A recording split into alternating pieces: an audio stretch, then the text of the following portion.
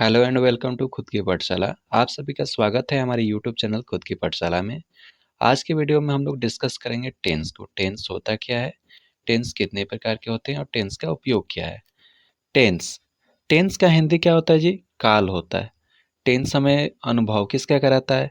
तो टेंस तो हम लोग बेसिकली जानते हैं मेन रूप से टाइम बताता है। टेंस मेन रूप से हमें टाइम बताता है, किंतु टेंस टाइम के साथ साथ हमें वर्क के बारे में भी इंफॉर्मेशन देता है। वर्क के बारे में क्या इंफॉर्मेशन देता है? तो वर्क के बारे में हमें ये बताता है कि वर्क हमारा कितना डन हुआ है, या अभी कंटिन्यू है, या फिर खत्म हो चुका है। टेंस जो है वर्क के बारे में हमें बताता है कि काम अभी हो रहा है, खत्म हो चुका है, या हमारी आदत बन चुकी है काम करने की, या काम का कुछ भाग हो चुका और कुछ भाग बाकी है। ये सभी इंफॉर्मेशन कौन देता है? टेंस देता है। तो चलिए समझते हैं। टेंस क्या परिभाषा कह रहा है? Tense is the study of the form of the verb. Tense क्या है जी? तो टेंस हमारा क्रिया के रूपों का अध्ययन है। टेंस क्या है? क्रिया के रूपों का अध्ययन है।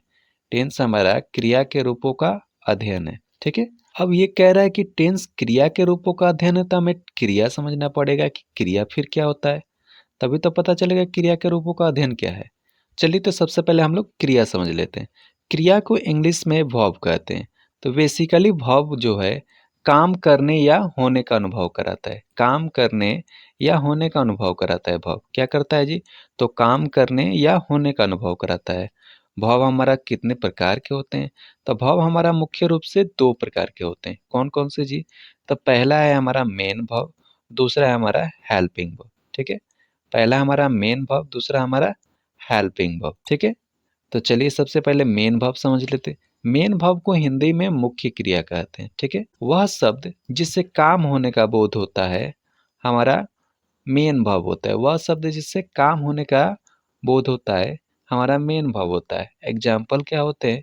तो रीड, राइट, प्ले, ईट, टीच, वर्क, etc। रीड यानी पढ़ना, राइट यानी लिखना, प्ले यानी खेलना, ईट यानी खाना, टीच यानी पढ़ाना, वर्क यानी काम। यहाँ पे आप देख पा रहे हैं कि मैं जितना भी हिंदी आपको बताया सबके लास्ट में ना आ रहा है, यानी वर्ब के 90% के लास्ट में ना आता है। ठीक है। वर्ब वह शब्द है जो हमें काम होने की अनुभूति कराते हैं। परिभाषा कह रहा था मेन वर्ब वह शब्द है जो हमें काम होने की अनुभूति करा रहा था। तो रीड यानी क्या होता है जी? पढ़ना। पढ़ना, पढ़ने शब्द से हमें पता चल रहा है कि लगता है कोई काम हो रहा है। राइट यानी लिखना। लिखना क्या है जी? काम है, उससे हमारी एनर्जी लॉस होती है। प्ले यानी खेलना। खेलना भी काम है, उससे हमारी एनर्जी लॉस हो रही है। ईट यानी खाना। टीच यानी पढ़ाना। केवल अंत में ना आने से आप ये ना समझ लीजिएगा कि सभी के सभी वर्ब हो जाएंगे जिसके लास्ट में ना आएगा, क्योंकि आपके एग्जाम्पल कैटरीना भी हो सकते हैं और आईना भी हो सकता है, जिस जो कि वर्ब नहीं है, नाउन है। कैटरीना और आईना क्या है जी? नाउन है। ठीक है। अब देखते हैं मेन वर्ब के प्रकार कितने होते हैं। मेन वर्ब के आपके 5 रूप होते हैं, जिन्हें V1, V2, V3, V4, V5 के नाम से जानते हैं। V1 क्या होता है? तो वर्ब का जो इंग्लिश होता है वही आपका V1 हो जाता है। जो भी आपका वर्ब होंगे उसका जो इंग्लिश होता है, जैसे कि हंसना का इंग्लिश लाफ होता है तो लाफ आपका V1 हो गया। चलना का इंग्लिश वॉक होता है तो वॉक आपका V1 हो गया। ठीक है। तो उसी तरह गो मतलब जाना होता है, गो आपका V1 हो गया। V1 तो आप समझ गए। अब देखिए V2 में क्या कर रहे हैं? तो गो को V2 होता है वेंट, V3 होता है गॉन, V4 होता है गोइंग, V5 होता है गोज। उसी तरह प्ले का है played, played, playing, place. Com का है कॉम, केम, कॉम, कमिंग, कॉम्स। यहाँ हम देख पा रहे हैं कि पहले रूप में आईएनजी लगा देने से, वर्ब के पहले रूप में आईएनजी लगा देने से वर्ब का चौथा रूप बन जा रहा है, और वर्ब के पहले रूप में एस या ईएस लगा देने से वर्ब का पांचवा रूप बन जा रहा है। यानी वर्ब का पहला, चौथा और पांचवा रूप तो आसान है। तीसरा और दूसरा को देखते हैं। तीसरा और दूसरा में आपको अधिकतम के साथ ईडी लगा हुआ मिलेगा। तीसरा और दूसरा में अधिकतम के साथ ईडी लगा हुआ मिलेगा और ईएन लगा हुआ मिलेगा। और एक चीज ध्यान रखिएगा, हमेशा कि आपका दूसरा और तीसरा रूप अक्सर समान होते। भव का दूसरा और तीसरा रूप अक्सर समान होते, हमेशा नहीं, अक्सर मतलब कभी कभार। ठीक है, next helping verb. Helping verb का हिंदी क्या होता है जी? सहायक क्रिया। यह वाक्य में आकर वाक्य को पूरा करने में सहयोग करते हैं। हेल्पिंग वर्ब क्या करता है? तो वाक्य में आकर वाक्य को कंप्लीट करने में सहायता करते हैं। ठीक है, यह मुख्यतः 24 होते हैं। इसकी संख्या कितनी होती है? तो 24 होती है। और एक चीज ध्यान रखिएगा, हेल्पिंग वर्ब का कोई हिंदी अर्थ नहीं होता है। जब भी आप वाक्य में आएगा हेल्पिंग वर्ब, तो हेल्पिंग वर्ब का आप कोई हिंदी अर्थ नहीं लिखते हैं। एग्जाम्पल क्या होते हैं? तो do, does, did, is, am, are, was, were, has, have, had, shall, will, can, could, may, might, must, should, would, need, dare, use to, ought to. ये कितने हैं जी? टोटल 24 है। इसका कोई हिंदी अर्थ नहीं होता है। ठीक है, वाक्य में आकर वाक्यों को पूरा करने में सहायता करते हैं, इसीलिए इसे सहायक क्रिया कहते हैं। ठीक है, भाव हमारा खत्म हुआ। ये नहीं कि भाव इतना ही है, भाव में और भी कुछ है, लेकिन हमें टेंस के लिए जितना भाव चाहिए था वो क्लियर हो गया। आइए अब हम लोग टेंस का एग्जाम्पल देखते हैं। टेंस का एग्जाम्पल कह रहे हैं I am going to market, मैं बाजार जा रहा हूँ। I was going to market, मैं बाजार जा रहा था। I shall be going to market, मैं बाजार जाऊंगा। यहाँ हम देख पा रहे हैं कि यहाँ सब्जेक्ट सबका सेम है, सब मेन वर्ब सेम है, मार्केट सब में आया है। लेकिन हम यहाँ देख रहे हैं कि पहला कह रहे हैं मैं बाजार जा रहा हूँ, यानी काम जो है अभी हो रहा है। दूसरा कह रहे हैं मैं बाजार गया था, यानी काम जो है खत्म हो चुका है। तीसरा कह रहे हैं मैं बाजार जाऊंगा, यानी काम जो है अभी होने वाला है, अभी शुरू भी नहीं हुआ। इससे हमें पता चल रहा है कि केवल हेल्पिंग वर्ब में डिफरेंस की वजह से समय में डिफरेंट आ गया है। इसलिए आगे से ध्यान रखिएगा, समय बताने के लिए आप हेल्पिंग वर्ब का प्रयोग करते हैं। समय बताने के लिए आप हेल्पिंग वर्ब का प्रयोग करते हैं। हेल्पिंग वर्ब आपको बताता है कि आप किस समय में कौन सा काम कर रहे हैं और काम का कितना भाग कंप्लीट हुआ है या होने वाला है। ठीक है, नेक्स्ट यहाँ हम देख पा रहे हैं कि सभी शब्द समान होते हुए भी केवल हेल्पिंग वर्ब में परिवर्तन के कारण अर्थ में परिवर्तन आ गया है, अर्थात काल में परिवर्तन आ गया है। ठीक है, नेक्स्ट अब हम समझेंगे टाइप ऑफ टेंस। अब हम समझेंगे टाइप ऑफ टेंस। टेंस आपके कितने प्रकार के होते हैं? तो टेंस हमारा मुख्यतः 3 प्रकार के होते हैं, जो कि आप सभी जानते होंगे। कौन कौन से चीज? तो हमारा समय जो है 3 प्रकार का होता है। टेंस का हिंदी समय। कौन कौन? तो एक समय जो बीत चुका है, एक समय जिसमें हम लोग जी रहे हैं, और एक समय जो आने वाला है। यानी समय हमारा कितना हुआ? समय हमारा 3 प्रकार का हुआ। ठीक है, पहला को कहते हैं प्रेजेंट टेंस, दूसरा कहते हैं पास्ट टेंस, तीसरा कहते हैं फ्यूचर टेंस। प्रेजेंट टेंस का हिंदी होता है वर्तमान काल, पास्ट टेंस का हिंदी होता है भूतकाल, फ्यूचर टेंस का हिंदी होता है भविष्य काल। ठीक है, प्रेजेंट टेंस को यहाँ थोड़ा सा जान लेते हैं। प्रेजेंट टेंस क्या होता है? तो जो समय चल रहा होता है उसे हम लोग प्रेजेंट टेंस कहते हैं। जैसे आप जिस टाइम हमारा वीडियो देख रहे हैं वह आपके लिए प्रेजेंट है, और मैं जिस समय वीडियो बना रहा हूँ ये हमारे लिए प्रेजेंट है। पास्ट टेंस, पास्ट टेंस क्या होता है जी? तो बीत गया जो समय होता है वो हमारे लिए पास्ट होता है। जो समय बीत गया होता है वो हमारे लिए पास्ट होता है। फ्यूचर क्या होता है फिर? तो जो समय आने वाला होता है उसे हम लोग फ्यूचर टेंस कहते हैं, यानी भविष्य काल, जो समय आने वाला हो। चलिए नेक्स्ट हम लोग अब प्रेजेंट टेंस को समझते हैं। प्रेजेंट टेंस का हिंदी क्या होता है? वर्तमान काल। प्रेजेंट टेंस का हमारा हिंदी होता है वर्तमान काल। हिंदी के अंत में इसके है आता है, हो आता है, हु आता है। यानी प्रेजेंट टेंस में कोई वाक्य हिंदी में लिखा गया तो आप लोग कैसे पहचानेंगे? लास्ट में आना चाहिए है, हो, हूँ। ठीक है, नेक्स्ट इंग्लिश पहचान क्या हो सकता है? तो इंग्लिश पहचान में होना चाहिए आपको हेल्पिंग वर्ब में do, does, is, am, are, has, have आना चाहिए। ये 7 हेल्पिंग वर्ब आपको जब भी दिखे तो आप समझ लीजिएगा वाक्य किस में? प्रेजेंट टेंस में। ठीक है, for example I do not eat a mango, मैं आम नहीं खाता हूँ। वी आर प्लेइंग, हम लोग खेल रहे हैं। I have done this work, मैं यह काम कर चुका हूँ। ही हैज़ बीन टीचिंग, वह पढ़ाई करता रहा है। यहाँ हमें पढ़ने से पता चल रहा है कि सबके हिंदी के लास्ट में है, हूँ, हूँ, है आ रहा है। इससे हम क्लियर तो हो गया कि ये वाक्य किस में है, प्रेजेंट टेंस में। इंग्लिश के अकॉर्डिंग में हेल्पिंग वर्ब में डू आया है, आर आया है, हैव आया है, हैज आया है, जो कि ये प्रेजेंट टेंस को बताते हैं। यहाँ तक तो हमारे क्लियर है। अब यहाँ हम देख पा रहे हैं, प्रत्येक वाक्य को एक बार फिर से ध्यान से पढ़ते हैं। मैं आम खाता हूँ, मैं आम खाता हूँ, इसका मतलब है कि अभी मैं खा भी रहा हूँ या नहीं भी खा रहा हूँ, इसका कोई आकलन नहीं है कि मैं अभी आम खा ही रहा हूँ, लेकिन मैं आम खाता हूँ, यानी हमें जब भी आम मिलेगा हम आम खाना शुरू कर देंगे। दूसरा कह रहा है हम लोग खेल रहे हैं, इसका क्या मतलब है, इसका मतलब है कि अभी जो है काम कंटिन्यू चल रहा है।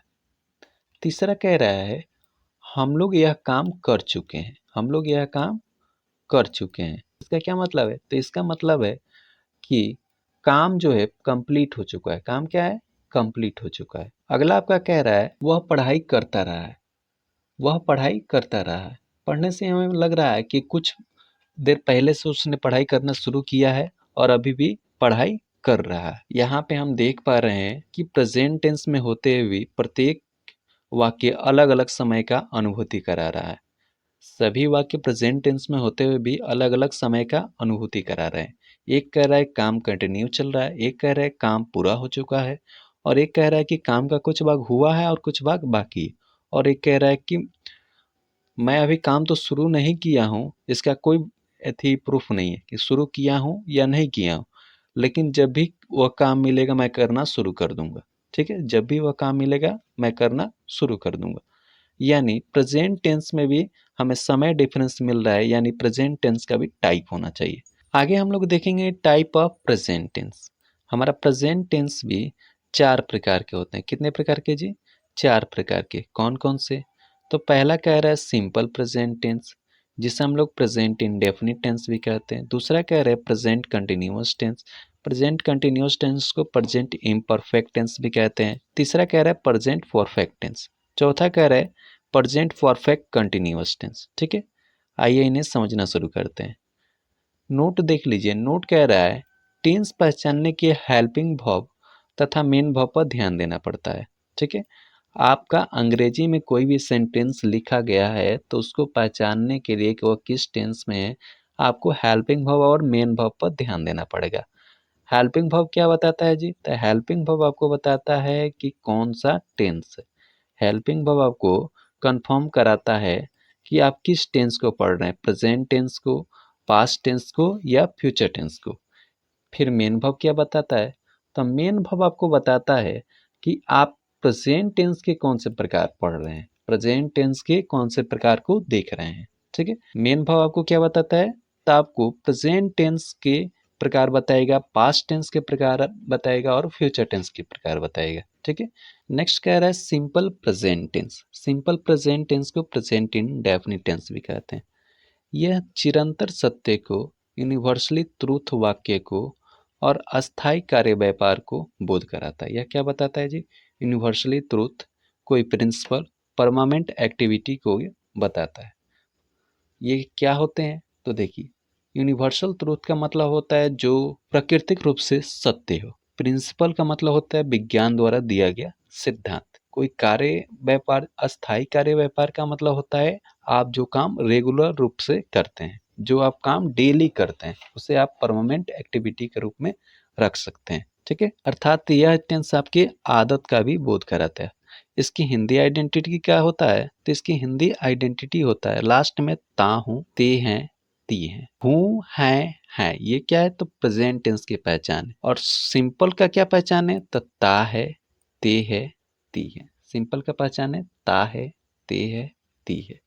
ठीक है, इंग्लिश आइडेंटिटी क्या होता है, तो इंग्लिश आइडेंटिटी आपका होता है हेल्पिंग वर्ब अगर दिया रहे तो डू या ड जाना चाहिए। अगर हेल्पिंग वर्ब दिया रहे तो डू या फिर ड जाना चाहिए। ठीक है, और मेन वर्ब का पहला फॉर्म आना चाहिए, first form of main verb. किंतु यहाँ एक अपवाद भी है कि जब भी आपका सिंपल प्रेजेंट टेंस का सेंटेंस अफर्मेटिव में होता है तो वहाँ हेल्पिंग वर्ब नहीं आता है, अन्य सभी के साथ हेल्पिंग वर्ब आता है। ठीक है, तो इस चीज़ को ध्यान रखिएगा। फॉर एग्जाम्पल देखिए, the sun rises in the east. यहाँ पे आपको हेल्पिंग वर्ब नहीं प्रयोग किया है, किंतु वर्ब का पांचवा रूप प्रयोग किया है। The sun rises in the east, सूरज पूरब में उगता है। The earth moves round the sun, पृथ्वी सूर्य के चारों ओर घूमती है। A mother loves her children, माँ अपने बच्चे से प्यार करती है। Water boils at 100 degree Celsius, पानी 100 डिग्री सेल्सियस पे खौलता है या उबलता है। 2 and 2 is 4, 2 और 2 4 है। ये सब क्या है? प्रिंसिपल है या फिर यूनिवर्सली ट्रुथ वाक्य है, जिनका प्रयोग सिंपल प्रेजेंट टेंस में होता है। आइए रूल ऑफ ट्रांसलेशन देखते हैं। तो सबसे पहले हम देखेंगे अफर्मेटिव सेंटेंस को। सबसे पहले अफर्मेटिव सेंटेंस, अफर्मेटिव सेंटेंस का ट्रांसलेशन कैसे करेंगे? तो सबसे पहले लिखा जाता है इसमें सब्जेक्ट, उसके बाद वर्ब का पहला या पांचवा रूप प्रयोग करते हैं, फिर ऑब्जेक्ट प्रयोग करते हैं। ठीक है। फॉर एग्जाम्पल, मैं बाजार जाता हूँ, मैं बाजार जाता हूँ। तो सबसे पहले सब्जेक्ट देखेंगे, सब्जेक्ट क्या होता है? तो सब्जेक्ट को हिंदी में कर्ता कहते हैं। वाक्य के प्रभाव जिस पे पड़ता है वही हमारा कर्ता है। मैं बाजार जाता हूँ, इसमें वाक्य के प्रभाव किस में पड़ रहा है? मैं पे पड़ रहा है। जाने का काम कौन कर रहा है जी? तो मैं कर रहा है। ठीक है। तो सबसे पहले सब्जेक्ट मैं आपका सब्जेक्ट है। मैं का इंग्लिश आई हो गया। अब कह रहा है कि हमें वर्ब चाहिए। अब क्या चाहिए? हमें वर्ब चाहिए। तो वर्ब क्या है? जाना। जाना का क्या होता है? गो होता है। गो के तुरंत बाद हम लोग प्रीपोजिशन टू का प्रयोग कर लेते हैं। ठीक है। और उसके बाद बाजार का market, I go to market. वे लोग खाना खाते हैं, दे ईट फूड। श्याम पढ़ने जाता है, श्याम गोज टू रीड। वह नाचती है, सी डांसेस। यहाँ देख रहे हैं कि कहीं वर्ब का पहला रूप प्रयोग हुआ तो कहीं पांचवा रूप प्रयोग हुआ। तो पहला रूप का प्रयोग करेंगे और पांचवा रूप का प्रयोग करेंगे। तो देखिए, वर्ब का पहला रूप आई, वी, यू और दे के साथ करते हैं, और अन्य सभी के साथ वर्ब का पांचवा रूप प्रयोग करते हैं। वर्ब के पांचवा रूप का क्या मतलब है? इस या ईएस लगा देना वर्ब के पहला रूप में। ठीक है। निगेटिव स्ट्रक्चर, निगेटिव स्ट्रक्चर में हमारा हेल्पिंग वर्ब आना शुरू हो जाता है। निगेटिव वाक्य होते क्या आते हैं? इसमें नॉट रहता है, यानी नहीं शब्द आ जाते हैं। ठीक है।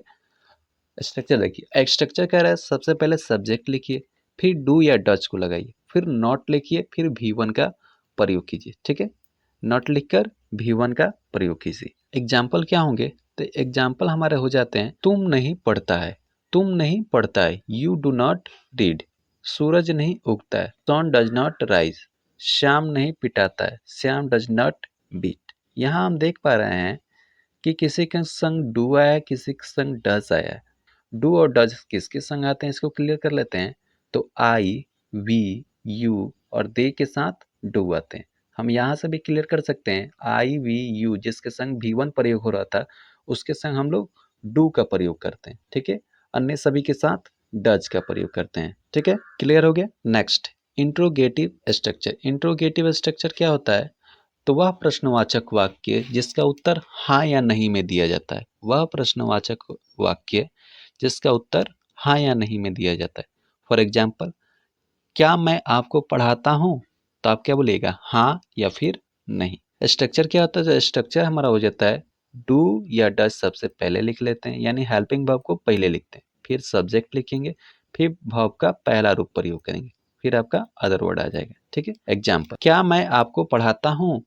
तो do I teach you, do I teach you. Do does किसके अकॉर्डिंग? तो सब्जेक्ट के अकॉर्डिंग। सब्जेक्ट क्या है? तो आई था इसलिए डू लगा, नीचे आपका सब्जेक्ट सीता है इसलिए डज लगा है। क्या सीता रोटी पकाती है? तो डज सीता कुक ब्रेड। ठीक है। Interrogative negative structure, interrogative negative, तो इसमें आपका हो जाएगा, सबसे पहले डू डज लगा लीजिएगा, फिर सब्जेक्ट, और नेगेटिव का मतलब नॉट लगाना, V1 अदर वर्ड। ठीक है। क्या वे लोग घर नहीं जाते हैं? तो do they not go to home. क्या आप लोग पढ़ने नहीं जाते हैं? Do you not go to read. Double interrogative, double interrogative क्या होता है? तो वह प्रश्नवाचक वाक्य जिसका उत्तर पूरे वाक्य में दिया जाता है। फॉर एग्जाम्पल देखिए, रमेश कब से पढ़ रहा है? रमेश कब से पढ़ रहा है? तो रमेश बता कब से पढ़ रहा है, इसका मतलब वो 2-4 घंटे पहले से पढ़ रहा होगा। तो आप बोल सकते हैं रमेश 6 बजे से पढ़ रहा है। इसमें क्या हुआ? हाँ ना तो आंसर नहीं आया, आपने पूरे सेंटेंस से हमें बताया। तो जब पूरे सेंटेंस में उत्तर देना पड़े तो उसे डबल इंट्रोगेटिव कहते हैं। इसको बनाते कैसे हैं? तो इसमें सबसे पहले WH वर्ड को लिखना पड़ता है, ठीक है। उसके बाद आपका इंट्रोगेटिव वाला सारे स्ट्रक्चर आते हैं, do does subject V1 other word, ठीक है।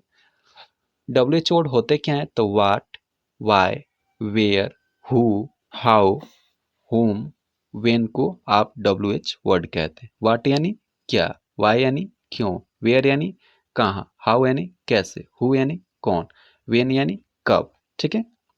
यहाँ लिखा है आप घर कब जाते हैं, when do you go to home, Sita क्यों रोटी पकाती है, why does Sita cook bread. यहाँ दोनों वाक्य में आप देख पा रहे हैं कि सबसे पहले क्या लिखा है, WH वर्ड लिखा है, फिर आपका हेल्पिंग वर्ब आया है, फिर आपको सब्जेक्ट लिखा है, फिर आपका मेन वर्ब आया है, फिर आपका ऑब्जेक्ट आ गया, ठीक है।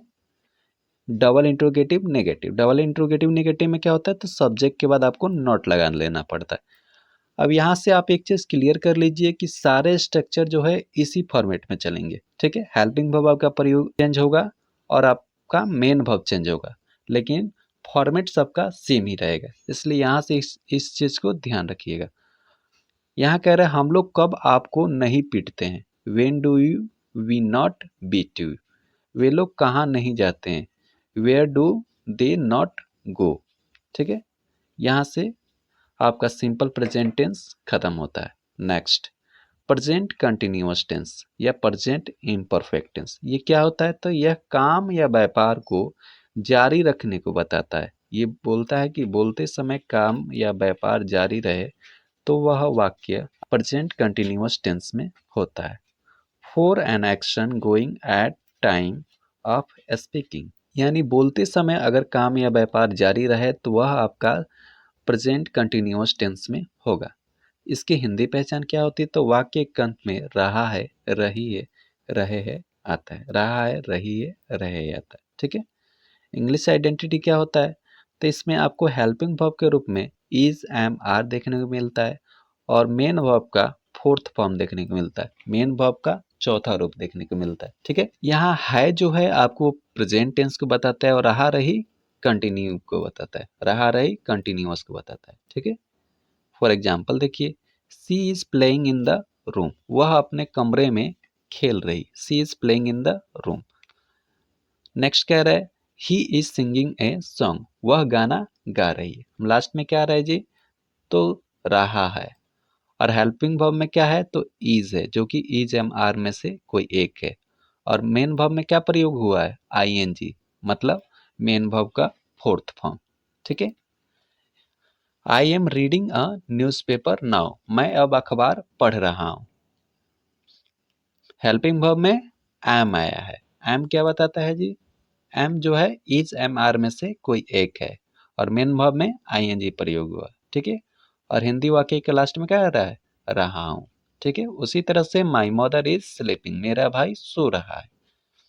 इसमें काम हमें कंटिन्यू चलने की अनुभूति हो रही है, तो हाँ, मेरा भाई सो रहा है, इसका मतलब कि वो अभी सो ही रहा है। अब ट्रांसलेशन रूल देखते हैं। ट्रांसलेशन रूल में सबसे पहले अफर्मेटिव स्ट्रक्चर को देखेंगे। अफर्मेटिव स्ट्रक्चर में क्या है जी, सबसे पहले आपको सब्जेक्ट लिखना है, सब्जेक्ट लिखने के बाद आपको हेल्पिंग वर्ब के रूप में इज एम आर को प्रयोग करना है, ठीक है। हेल्पिंग वर्ब के तुरंत बाद आपको मेन वर्ब प्रयोग करना है, मेन वर्ब का फोर्थ रूप, ठीक है, मतलब ING और अदर वर्ड, ठीक है। वाक्य के अंत में अदर वर्ड हो तो उससे लिखेंगे, नहीं हो तो छोड़ देते हैं, ठीक है। वे लोग नाच रहे हैं, दे आर डांसिंग। सीता खाना पका रही है, Sita is cooking food. Ram और श्याम स्कूल जा रहे हैं, Ram and Shyam are going to school. अब यहाँ हम देख रहे हैं कि प्रत्येक के साथ अलग अलग हेल्पिंग वर्ब आया है, प्रत्येक के साथ अलग अलग हेल्पिंग वर्ब आया है, तो किसके संग कौन सा हेल्पिंग वर्ब आएगा, इसको क्लियर कर लेते हैं। तो आपका एम जो है, एम हेल्पिंग वर्ब, ये स्पेसिफिक आई के संग आता है, इसलिए ये तो क्लियर हो गया कि आई जब भी आएगा तो हेल्पिंग वर्ब एम लेगा, ठीक है। अब इस एम आर में से क्लियर कर लेते हैं। तो आपका इज जो है सिंगुलर है और आर जो है प्लूरल है। तो जब भी आपको सिंगुलर सब्जेक्ट दिखे तो सिंगुलर वर्ब मांगेगा, और सिंगुलर वर्ब क्या है, इज है।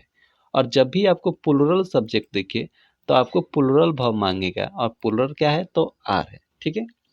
For example, he, she, it और कोई एक नाम, ही, सी, इट और कोई एक नाम के साथ आपका इज प्रयोग होता है। जैसे he is she is, it is, Sita is. ठीक है, उसी तरह वी, यू, दे और कोई दो नाम के साथ या दो से अधिक नाम के साथ आर का प्रयोग करते हैं। ठीक है, जैसे दे के साथ आर का प्रयोग हुआ है, राम एंड श्याम के साथ आर का प्रयोग हुआ, दो नाम हो गए। ठीक है, नोट, सिंगुलर सब्जेक्ट के साथ सिंगुलर हेल्पिंग वर्ब का प्रयोग करते हैं।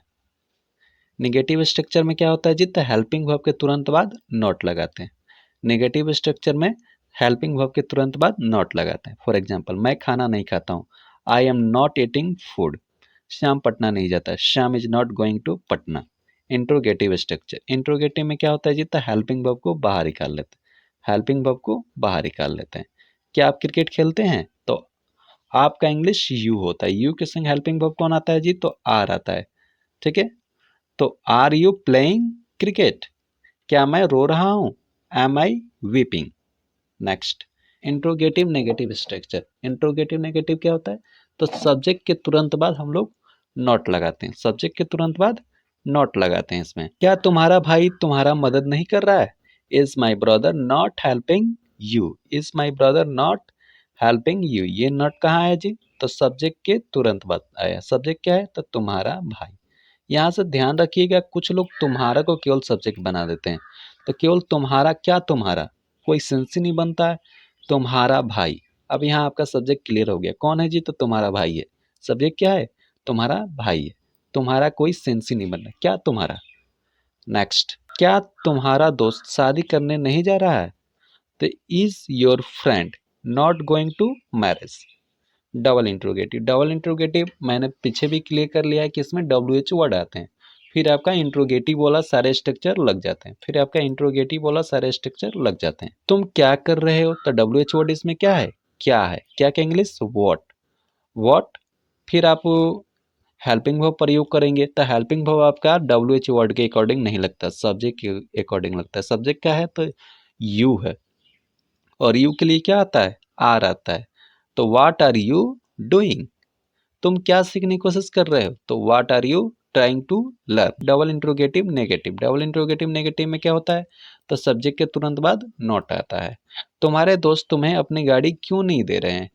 ठीक है, तो क्यों का इंग्लिश सबसे पहले लिखेंगे, क्योंकि यह WH वर्ड है, क्यों का इंग्लिश सबसे पहले लिखेंगे, तो क्यों का इंग्लिश वाई। अब लगाएंगे हेल्पिंग वर्ब, हेल्पिंग वर्ब किसके अकॉर्डिंग, सब्जेक्ट के अकॉर्डिंग। तुम्हारा भाई, कोई एक व्यक्ति की बात हो रहा है, यानी सिंगुलर है, सिंगुलर के साथ सिंगुलर हेल्पिंग वर्ब आता है, तो इज आ जाएगा। Your friend not giving you his car, अपना देश उन्नति नहीं कर रहा है, why is our country not progressing. The end, यहाँ आपका प्रेजेंट कंटिन्यूअस टेंस खत्म होता है। नेक्स्ट आपको पार्ट 2 में देखने को मिलेगा पास्ट टेंस और फ्यूचर टेंस को। ठीक है, तो यहाँ तक आप वीडियो में बने रहें, इसका मतलब आपको वीडियो पसंद आ रहा है, और वीडियो पसंद आ रहा है तो वीडियो को लाइक करें, हमारे चैनल को सब्सक्राइब जरूर करें और अपने दोस्तों के साथ साझा करें। जय हिंद।